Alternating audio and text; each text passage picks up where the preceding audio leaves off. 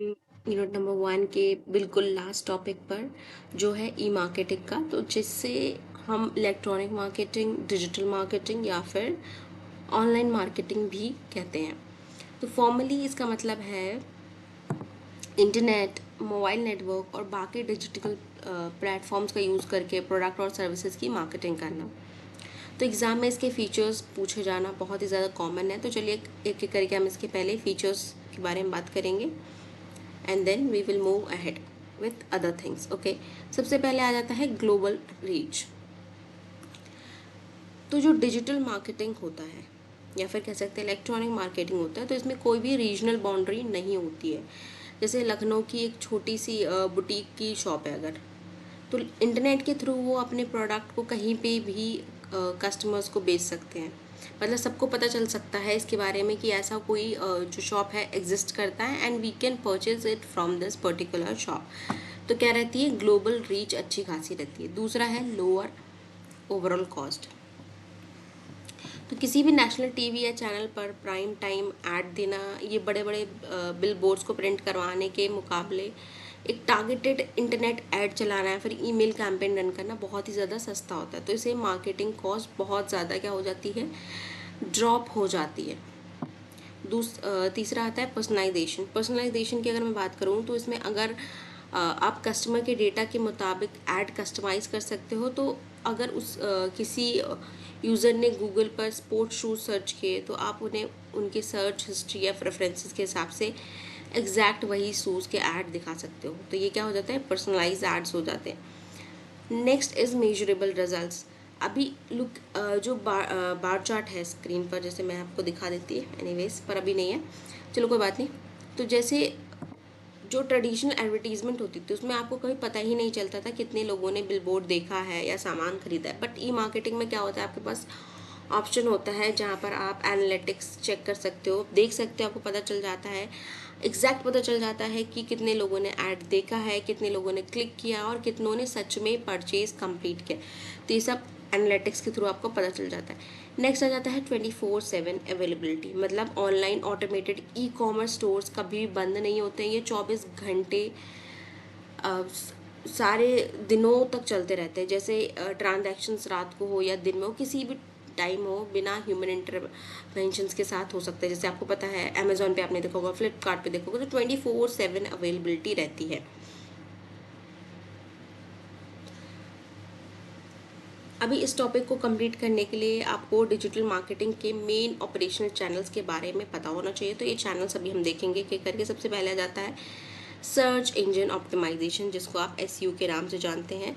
तो अपने वेबसाइट के कंटेंट को या फिर स्ट्रक्चर्स को इस तरह से आपको ऑप्टिमाइज करना है ताकि कस्टमर जो गूगल पर रिलेटेड आइटम जैसे टर्म सर्च करता है, तो जो आपकी वेबसाइट है वो ऑर्गेनिकली टॉप रिजल्ट्स में आ जाए। ठीक है, जैसे हमें पता है कि कस्टमर सर्च कर रहा है लाइक वाइट शूज़, ठीक है, तो we are going to use that word only. मतलब वाइट शूज़ ही हम लिखेंगे, वाइट स्पोर्ट्स शूज़।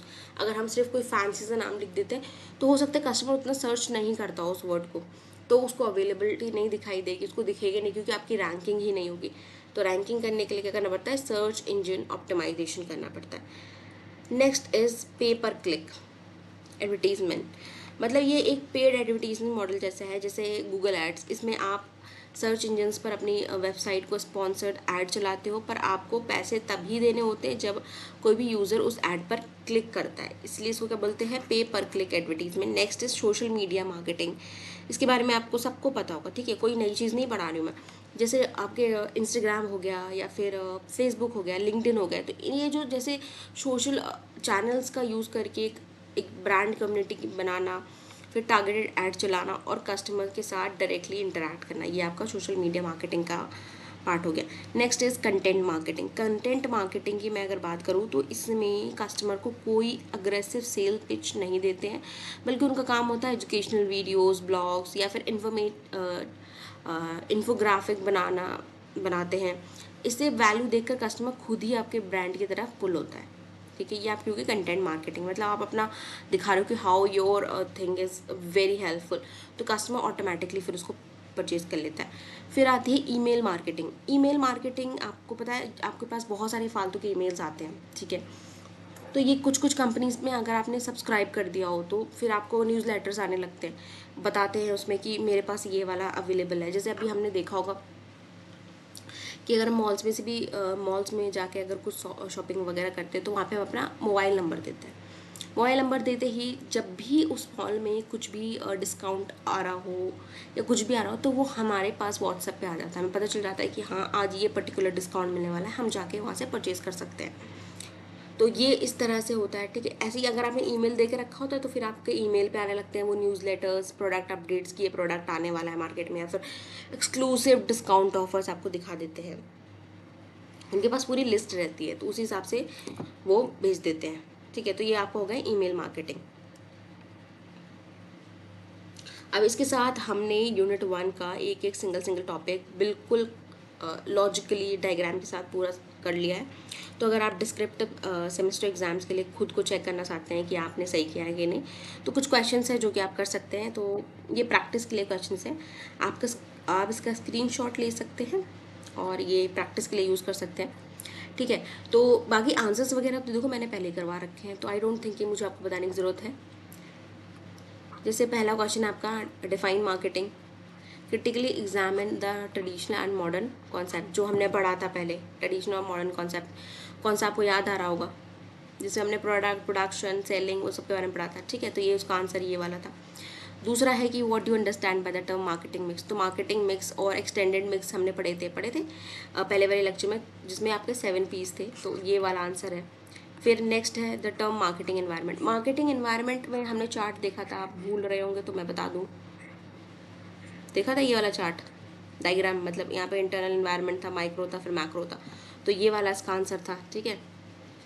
ऐसे ही बाकी नेक्स्ट यूनिट्स में हम लोग आगे कवर अप करेंगे। तो चलिए आज के लिए इतना ही। नए हैं चैनल पर तो पहले चैनल को सब्सक्राइब ज़रूर कर देंगे, बाकी यूनिट्स भी धीरे धीरे करके मैं अपलोड कर दूँगी। ऑलराइट।